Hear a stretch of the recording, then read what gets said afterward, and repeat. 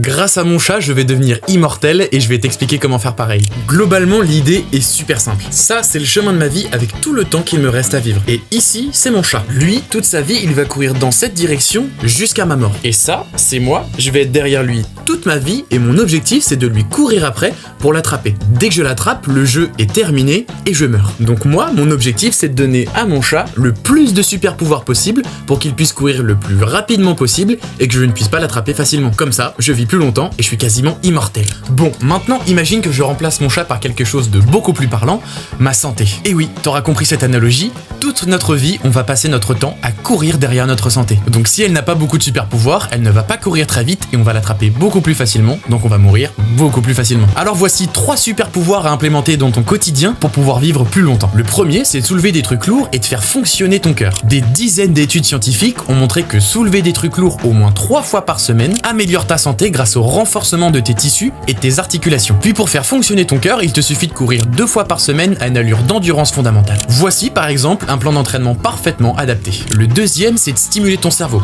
Je pars du principe que toutes les personnes qui vont regarder cette vidéo travaillent ou sont encore des étudiants, donc faut rajouter de la subtilité et varier la source de stimulation de ton cerveau. Le premier, c'est la lecture pour faire travailler ton imaginaire, et le deuxième, c'est de jouer d'un instrument de musique pour faire fonctionner la motricité entre ton cerveau et tes mains.